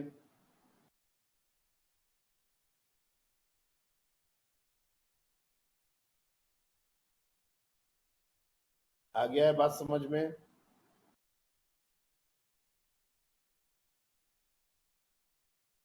सर एक लास्ट क्वेश्चन आज के लिए हम पूछते हैं। Hello sir. हाँ बोलो। सर वो ऊपर वाले फॉर्मूला में बोला है कि distance in nth second is distance in t minus n plus 1th second, तो उसमें अगर हमने n 6 डाल दिया तो उसका आंसर 11 आ रहा है। तो 6th सेकंड का डिस्टेंस, मतलब ये हमेशा याद रखना कि n जो है वो t माइनस n प्लस 1 इससे कम होना चाहिए। ये जो n है ये अपवर्ड जर्नी के लिए ही हमने लिया है, और ये जो दूसरा वाला पार्ट ये डाउनवर्ड जर्नी के लिए है। तुम अगर पहले ही डाउनवर्ड जर्नी की बात कर दोगे तो ये टाइम तो बड़ा आ जाएगा ना। मतलब क्या है, तुम जो कह रहे हो मैथमेटिकली वो बात थोड़ा सा उसको लॉजिकली सोचो। 6th सेकंड का जो डिस्टेंस है वो डाउनवर्ड जर्नी का टाइम हो गया। डाउनवर्ड जर्नी में 6th आएगा, हमको अपवर्ड जर्नी और डाउनवर्ड जर्नी में ही डिस्टेंस बराबर हो सकता है। डाउनवर्ड जर्नी के बाद हमने यहाँ पर प्लस किया है, तुम अगर चाहो तो फिर यहाँ पर माइनस, हमको फॉर्मूले में चेंज करना पड़ेगा। ये जो फॉर्मूला हमने बनाया है ये इस तरीके से सोच के बनाया है कि तुम n जो है वो अपवर्ड जर्नी के समय का कोई सेकंड लोगे,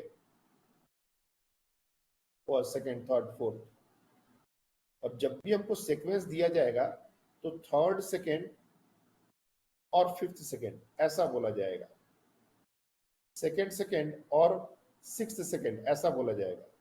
हमको सिक्स्थ सेकंड और थर्ड सेकंड ऐसा नहीं बोला जाएगा। मेरा कहने का पॉइंट क्या है कि अगर मान लो तुमको अगर ऐसे नहीं समझ आ रहा, चलो तो तुम इसका जो दूसरा जनरल स्टेटमेंट बना सकते हैं हम लोग, if distance covered in nth second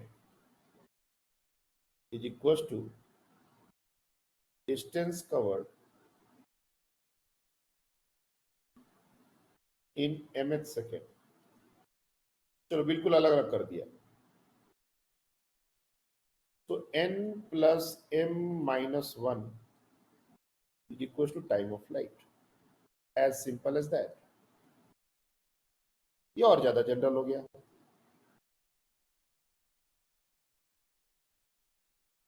अगर हमको मान लो पहले से बता दिया गया है कि ये दो टाइम पर हमारा डिस्टेंस कवर्ड सेम है और वो दो कंसेक्यूटिव टाइम्स नहीं है, और अगर कंसेक्यूटिव टाइम्स है तो भी ये स्टेटमेंट से हम डायरेक्टली टाइम ऑफ फ्लाइट निकाल सकते हैं। मान लो हमको पहले से 10 सेकंड्स नहीं पता और क्वेश्चन में दिया गया थर्ड सेकंड का डिस्प्लेसमेंट और 8 सेकंड का डिस्टेंस, सॉरी थर्ड सेकंड का डिस्टेंस और 8 सेकंड का डिस्टेंस सेम हो गया है, तो मैक्सिमम हाइट क्या है बताइए। अब यहाँ तो फिफ्थ और सिक्स्थ के बाद था, तो हमने टाइम ऑफ फ्लाइट तुरंत 5 सेकंड इधर लेके डबल कर दिया।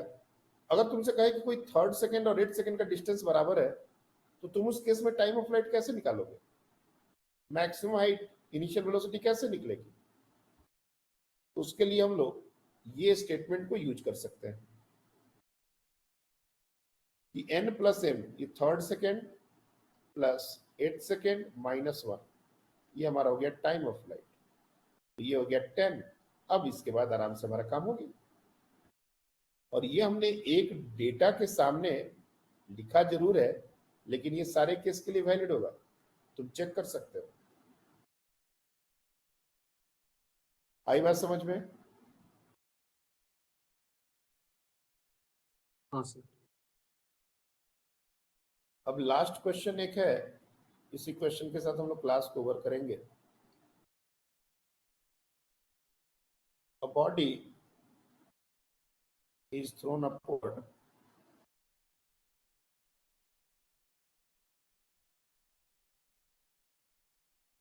with some velocity, thrown upward, बस इतना ही रहने दो। Find the distance covered in last second of its upward journey।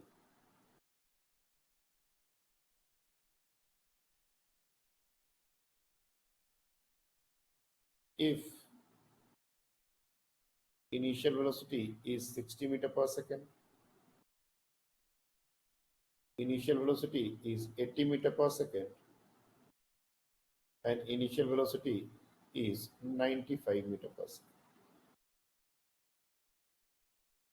तीन सिचुएशंस हमने दिए हैं और आपको distance cover in last second of upward journey, या फिर इसको एसेंट बोल दो,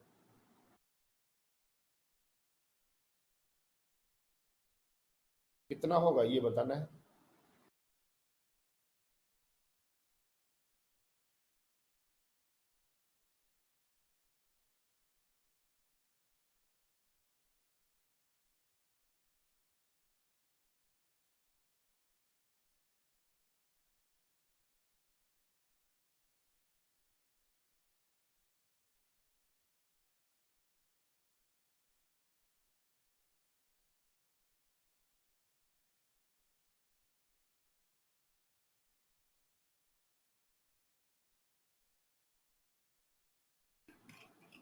मल्हार, आप लोग का क्या चल रहा है एलन में?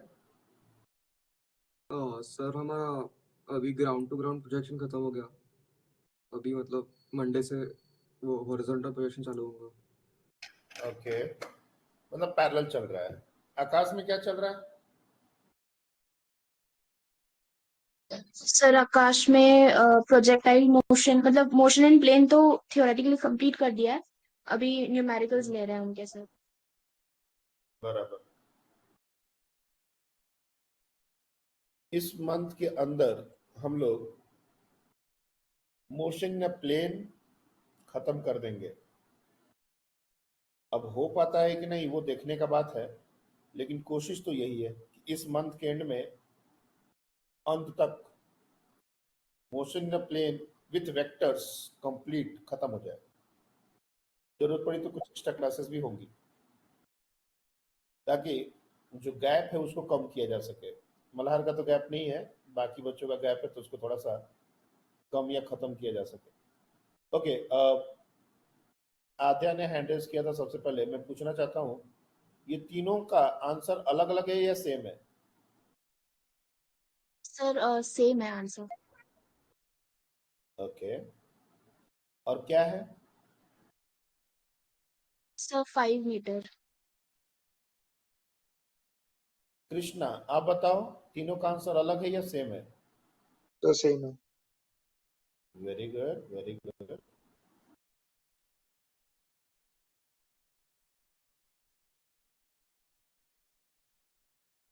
देखो, ये एक बड़ा इंटरेस्टिंग क्वेश्चन है। बहुत सारे बच्चे इस क्वेश्चन को देख के अलग अलग कैलकुलेशन करने पर आमादा हो जाते हैं, जबकि इससे सिंपल क्वेश्चन बन ही नहीं सकता। हम किसी बॉडी को अपवर्ड जब थ्रो करते हैं तो वो ऊपर जाता है और नीचे आता है। ये अपने लास्ट सेकंड में जितनी डिस्टेंस को कवर करेगा, अपने फर्स्ट सेकंड में डाउनवर्ड जर्नी में उतना ही डिस्टेंस को कवर करेगा। इतना समझ में आना चाहिए। ये भी इसके पहले वाले क्वेश्चन में भी इस बात को हमने बताया है। ये टाइम कितना है इससे मेरे को कोई लेना देना नहीं है। ये 5.5 हो तब भी, 4.75 हो तब भी, 4.25 हो तब भी, लास्ट 1 सेकेंड और first 1 second in downward journey, ये दोनों डिस्टेंस बराबर होंगे। अब ये वाला डिस्टेंस पूछा गया है, और ये वाला डिस्टेंस कैलकुलेट करने के लिए कायदे से तुमको इस पॉइंट पर वेलोसिटी क्या है ये सब निकालना पड़ जाएगा। थोड़ा टीडियस है, लेकिन जब हमको पता है कि ये डिस्टेंस और ये डिस्टेंस बराबर है, तो क्यों ना हम 1 सेकेंड में डाउनवर्ड जर्नी का डिस्टेंस निकाल लें। और हमको पता है कि डाउनवर्ड जर्नी के लिए इनिशियल वेलोसिटी को जीरो लेना कोई बुराई नहीं है, क्योंकि टॉप मोस्ट पॉइंट पर तो वेलोसिटी जीरो ही होता है, और एक्सेलरेशन पूरी जर्नी के दौरान जी तो है ही। तो s is equal to U T plus half A T square. अगर हम लिखें तो ये आ जाएगा g/2। और इंटरेस्टिंग बात यही है, इसमें कहीं कोई इनिशियल वेलोसिटी का रोल है ही नहीं। यानी 60 हो, 80 हो, 95 हो, हर बार आंसर हमारा आएगा g/2। इसलिए ये तीनों सिचुएशंस में the answer will be 5 metre. That's it. बस एक ही जगह ये आंसर गलत हो सकता है। अगर हमारा time of flight less than 2 seconds हो गया,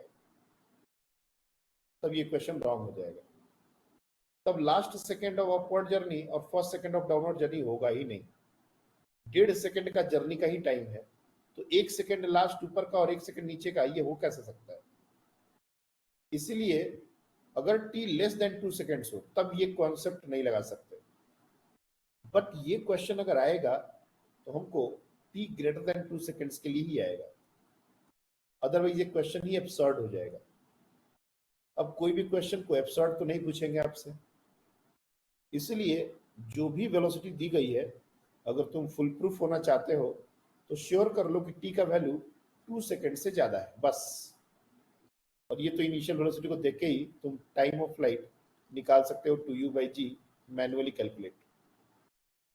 तो 2 सेकंड से जैसे ही ज्यादा हुआ तो आंसर g/2 दैट इज 5 ये वैलिड है। अब हमको इनिशियल वेलोसिटी वहां पर क्या है, 1 सेकंड में कितना मैस मूव किया, कैसे मूव किया, इसको कैलकुलेट करने का जरूरत ही नहीं है, वो हमेशा g/2 ही होगा।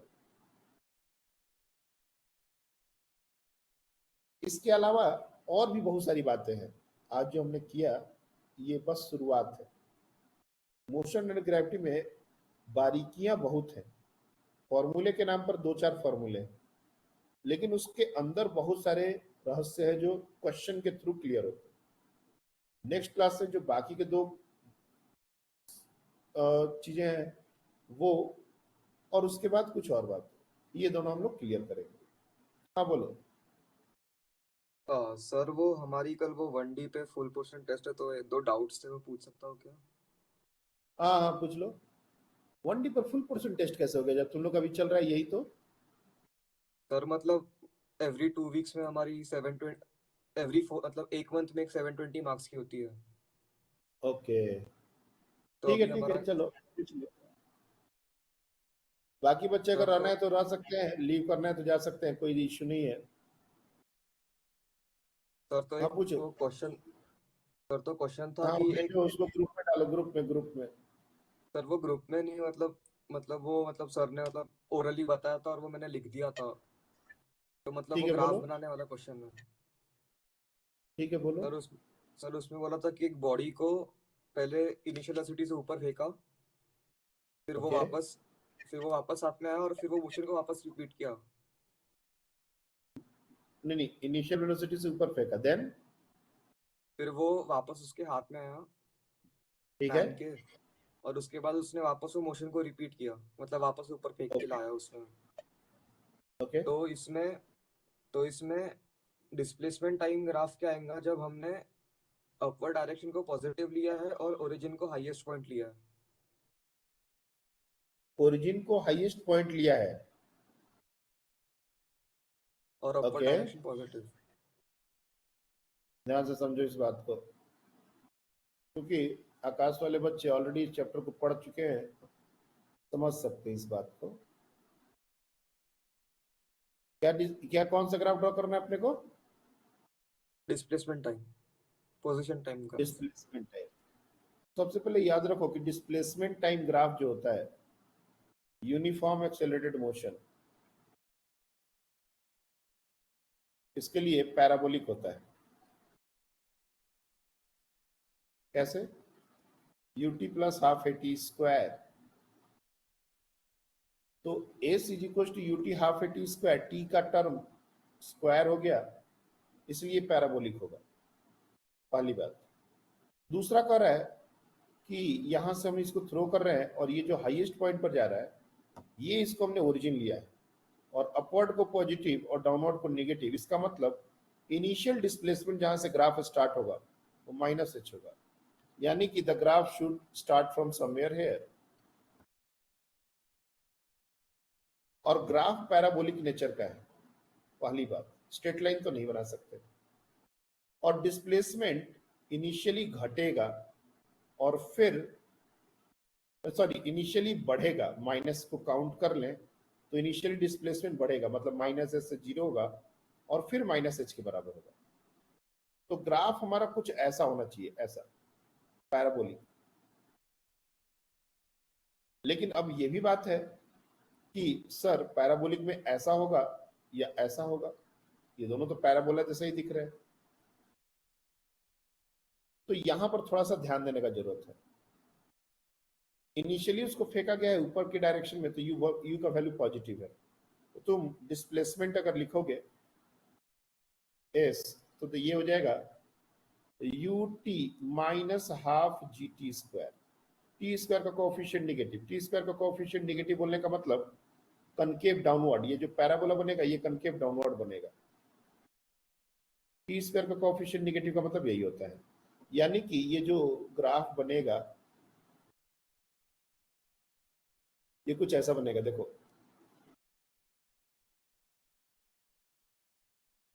ऐसा। और उसके बाद फिर से ये हमारा हो गया टॉप मोस्ट पॉइंट पर, उसके बाद फिर से बॉडी का डिस्प्लेसमेंट घटने लगेगा, ये डिस्प्लेसमेंट 0 हुआ, फिर से घटने लगा, तो घटने लगा तो फिर से यहाँ पर ये पूरा एक पैराबोला बनेगा,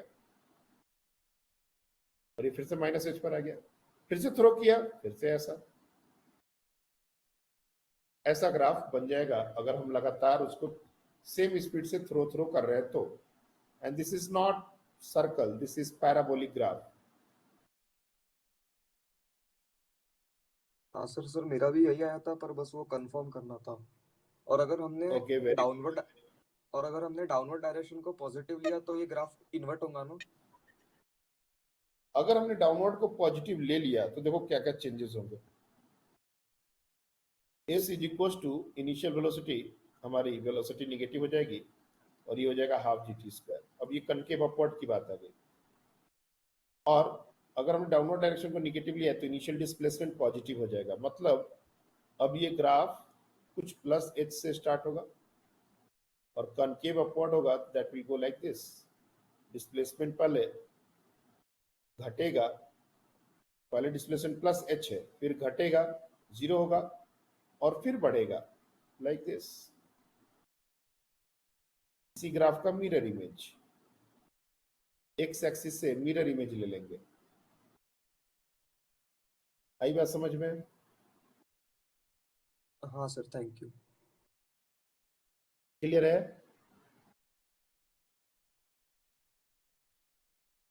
हाँ सर। हाँ बोलो। सर एक्चुअली मैंने एक थोड़े टाइम पहले वो रॉकेट का एक क्वेश्चन भेजा था एच मैक्स वाला टेलीग्राम पर, तो मैंने उसको ट्राई किया सर। एक्चुअली वो आकाश का एग्जाम्पल है, आकाश के मॉड्यूल में एग्जाम्पल दिया हुआ है, और उसमें डायरेक्ट फॉर्मूला दे के रखा है और एक ग्राफ दिया हुआ है, मुझे समझा नहीं, तो सर आप प्लीज बताएंगे कैसे उसको कर सकते हैं? कौन सा क्वेश्चन भेजे थे, किस दिन भेजे थे? सर मैं वापस से भेज के देखती हूँ। हाँ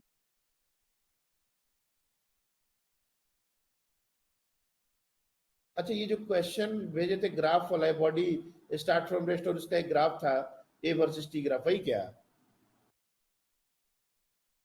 नहीं सर, नहीं वो वाला नहीं, एक मिनट।